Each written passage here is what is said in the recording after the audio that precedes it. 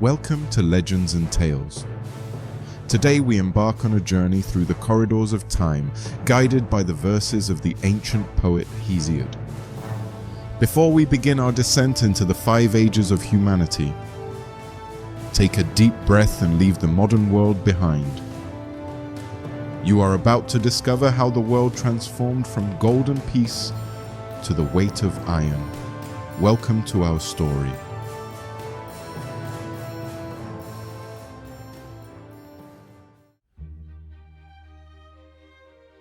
The Golden Age. Dawn of existence. In the earliest days of the cosmos, before the world was scarred by borders or steel, the first race of mortal men was created. These were the children of the Golden Age. It was an era ruled by the Titan Cronus, long before Zeus took his seat upon the throne of Olympus. Imagine a world bathed in a permanent, soft amber light, a perpetual autumn afternoon, where the air was always fragrant with the scent of wild honey and blooming jasmine. A life without toil. The people of this age did not know the meaning of the word work. They did not plow the fields, nor did they scatter seeds into the earth. The soil, in its primal generosity, brought forth every fruit and grain imaginable of its own accord. Rivers ran with milk and sweet nectar, and ancient oaks dripped with the golden syrup of bees. Hunger was an unknown concept, for nature acted as a mother who anticipated every need of her children before they even felt it. The absence of age and sorrow. Perhaps the greatest gift of the Golden Age was the immunity to time. Though they were mortal, these humans never felt the sting of old age. Their limbs remained strong, their vision stayed sharp, and their hearts never grew weary with the weight of years. A man of 100 years looked no different than a youth in his prime. There was no sickness to wither the body and no grief to darken the mind. They lived in a state of perpetual joy, celebrating life with dance and ain and song under the watchful, benevolent eyes of the Titans. Harmony with the wild. In this era, there was no war between man and the wild. The lion lay with the lamb, and the eagle shared the sky in peace. Humans spoke a language that the trees and the winds understood. There was no fear, for there was no predation, no animal was hunted, and no beast was feared. The entire earth was a single, vast garden where every living creature existed in a sacred, unbreakable harmony. Man was not the master of nature, but a beloved part of its intricate tapestry. The era of natural justice. During the reign of Cronus, there were no courts, no judges, and no written laws. Because greed and envy had not yet entered the human heart, there was no need for restraint. Faithfulness and right-doing were as natural as breathing. No one possessed more than another, for everything belonged to everyone. The concept of mine and thine did not exist. Without the desire for possession, the roots of conflict could not grow, and peace reigned supreme over the hills and valleys of the world. The gentle transition. Death in the Golden Age was not the terrifying spectre it is today. When the time came for a soul to depart, it did not happen through pain or violence. Instead, death came as a gentle, heavy-lidded sleep. It was a peaceful drifting away, as if one were simply walking into a deeper part of the forest to rest after a long, beautiful day.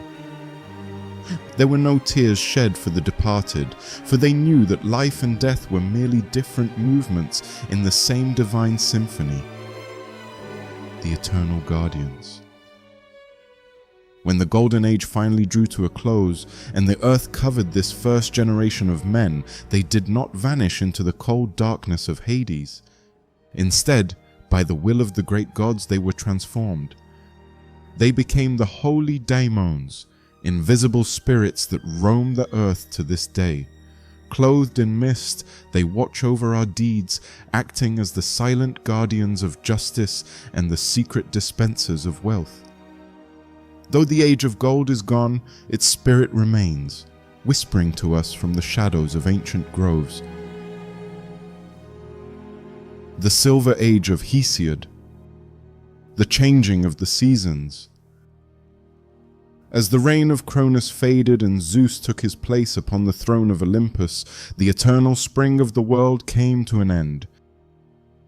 The air grew sharp with the first chills of winter, and for the first time the heat of summer scorched the earth.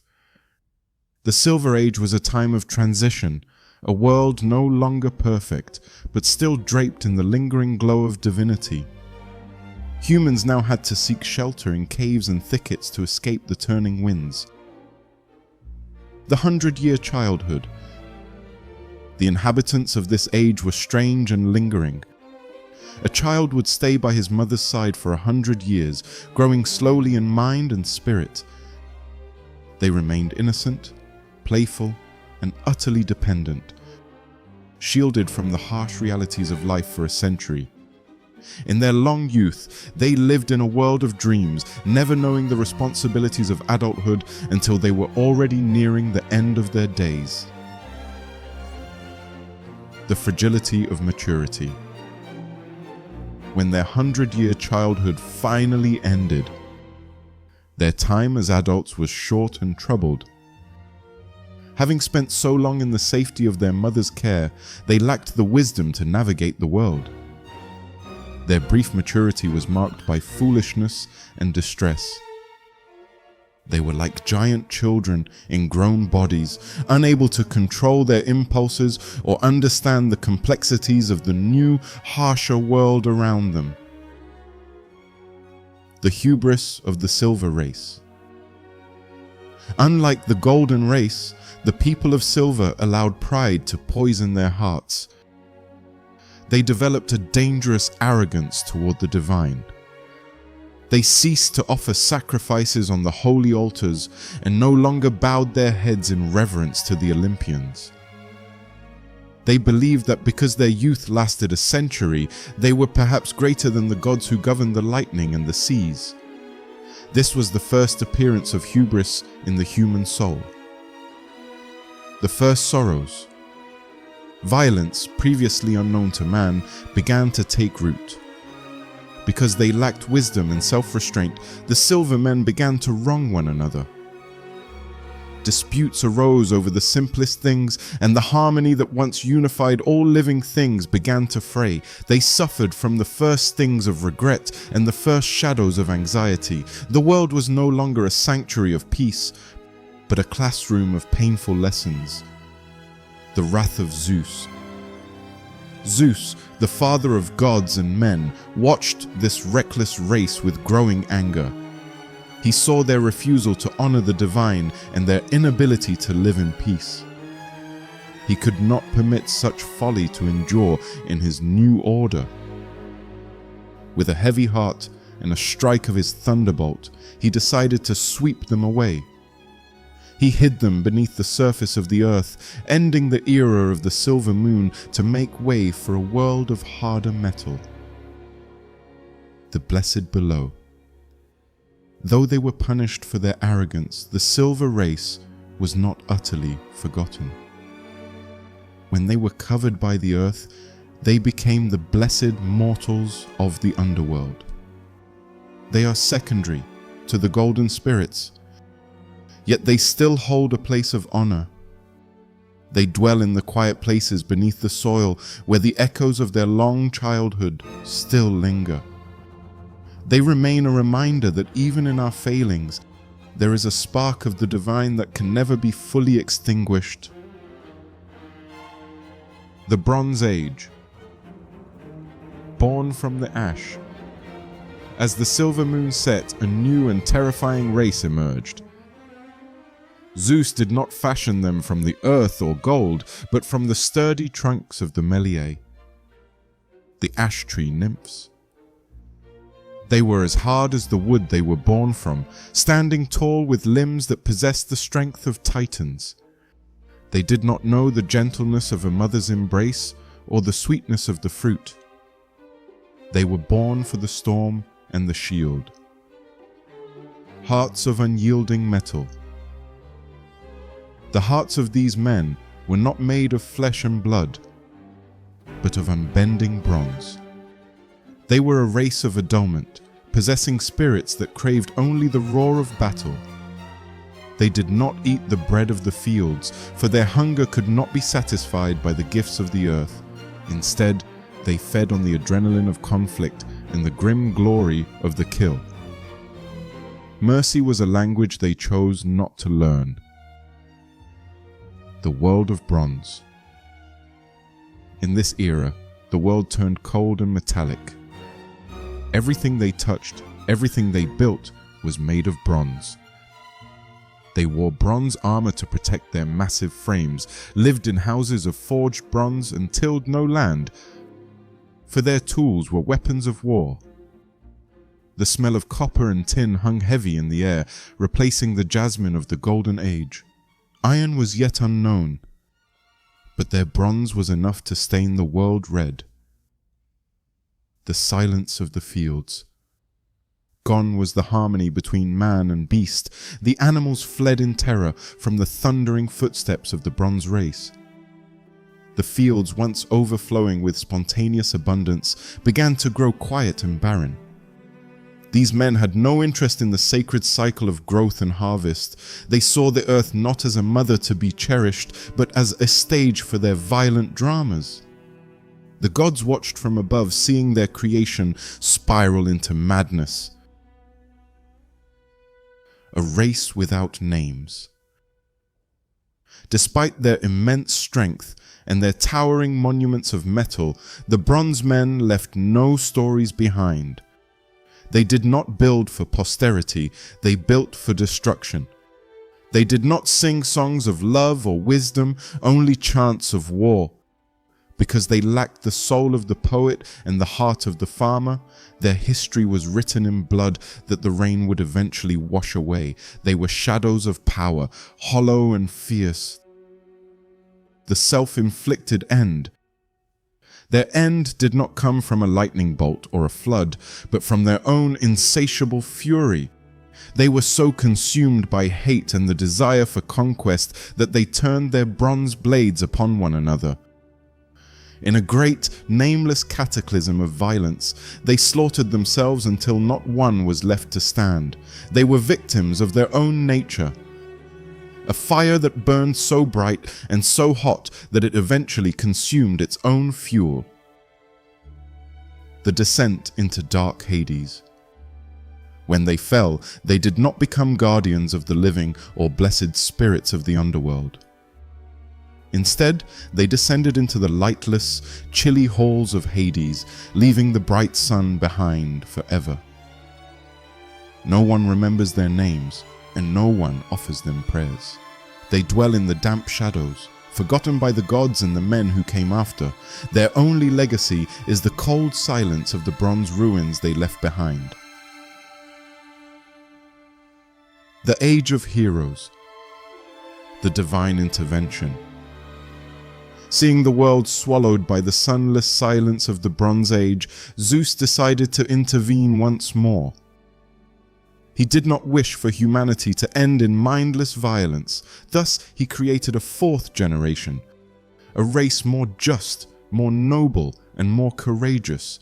These were the half-gods, the offspring of mortals and Olympians, born to bring meaning back to the struggle of existence. The golden thread of myth. This was the era of legends, a time when the veil between the divine and the earthly was thin. It was the age of Heracles, Perseus, and Theseus, men whose strength was matched only by their spirit. They did not fight for the sake of slaughter, but for honor, for kin, and for the righting of ancient wrongs. Their lives were woven with the golden thread of destiny, making them the bridge between the gods and the common man, the great cities and citadels. Across the lands of Hellas, great citadels rose with walls that seemed to touch the clouds. Seven-gated Thebes and gold-rich Mycenae became the stages for epic dramas. In this age, men built for glory. They gathered in halls of marble and cedar, sharing wine and songs of their ancestors' deeds. The world felt alive again, vibrating with the energy of heroes who dared to challenge fate itself. The trials of the soul. Being a hero was not merely about strength, it was about the endurance of the soul. They faced monsters born of darkness, the Hydra, the Gorgon, and the Minotaur, symbolizing the internal shadows that every human must overcome. Their journeys were fraught with tragedy and loss, yet they moved forward with a defiant grace. Each trial was a lesson in what it truly meant to be mortal in a world governed by the immortal. The great wars of shouting. The climax of this age was reached in the dust of great battlefields. At the gates of Thebes and on the blood-soaked plains of Troy, the greatest heroes of the world gathered for one final, monumental struggle. It was a time of chariots and spears, where names like Achilles and Hector were etched forever into the memory of the earth. These wars were not just contests of arms, but the final burning sunset of an extraordinary race. The departure of the valiant. Death for the heroes was not a disappearance into the gloom. Though they died in battle or by the whims of fate, their passing was celebrated as a transition to a higher state of being. They did not fade like the bronze race. They ascended through poetry and memory. As the last of the heroes fell, the world began to grow colder and more mundane, preparing for the arrival of the final, harshest era. The Isles of the Blessed. Zeus, recognizing their nobility, granted these souls a destiny unlike any other. He transported them to the ends of the earth, far from the reach of ordinary men. There, in the Isles of the Blessed, they live in eternal peace under the rule of Cronus, who was released to govern them. In a land where the earth bears honey-sweet fruit 3 times a year, they dwell forever, a reminder of a time when humanity was truly great. The Iron Age. The breaking of the world. After the departure of the heroes, the world finally descended into the Age of Iron. The divine connection was severed, and the earth became hard and unyielding. It is the era we live in now, a time where the light of the gods has dimmed, and humanity must face the cold, hard reality of its own creation. The amber glow of the past has been replaced by the grey shadows of a world forged in sweat and struggle. The burden of unceasing labour. In the Iron Age, nothing comes for free. The earth no longer offers her abundance willingly. Instead, she must be wounded by the plough and forced to yield her harvest. Men spend their days in back-breaking toil, working from dawn until the last sliver of light fades. Rest is a luxury, and peace is a fleeting dream. We have become a race defined by our labor, tied to the soil and the machine by the necessity of survival. The fading of family ties. Hesiod warned that in this age, even the most sacred bonds would begin to fray. He spoke of a time when the father would no longer agree with the son, nor the host with the guest, nor friend with friend. The warmth of the hearth has grown cold as hearts turn inward. In the pursuit of self-interest, we have forgotten the ancient laws of hospitality and the silent promises we once made to those of our own blood. The flight of justice and modesty. The most tragic moment of this era is the departure of Eidos and Dike, modesty and justice. Seeing the world consumed by greed and deceit, these goddesses wrapped their white robes around them and fled to the heights of Olympus. They left behind a humanity that no longer blushes at its crimes and no longer seeks the truth. Without them, there is no shield against the wicked, and the cry of the innocent often goes unheard in the wind. The reign of might over right. In the Age of Iron, the shadow of the hawk falls over the nightingale. It is a world where might is often mistaken for right, and where the loud voice of the oppressor silences the wisdom of the sage. We have built great cities and complex systems, yet we struggle to find the simple balance of the Golden Age. Success is measured by what we possess, while the riches of the spirit are often treated as dust. The prophecy of the end. Hesiod gave a chilling vision of how this era would conclude. He spoke of children born with grey hair upon their temples, a sign that the innocence of youth has vanished forever. He envisioned a final collapse where every moral pillar falls, and Zeus, seeing no goodness left in the hearts of men, finally destroys this iron race to start anew. It is a warning that echoes through the centuries, asking us if we are reaching that point of no return. The spark of hope. Yet even in the depths of the Iron Age, the story does not have to end in darkness. Though the goddesses have fled, their memory remains in the hearts of those who still choose kindness over cruelty. Every act of justice, every moment of genuine compassion is a defiance of the iron world. We are the keepers of the ancient light, and perhaps, by remembering the ages that came before, we can begin to forge a future that shines with the warmth of gold once more. Thank you for wandering through these ancient ages with us today. If these stories touched your soul, do not forget to subscribe and join our circle of myth seekers. As we look at the world around us today, marked by labor and struggle, one question remains. In which of these 5 ages do you truly feel we are living right now? And do you believe a new golden age is possible? Share your thoughts in the comments below. Until our next tale, stay in the light.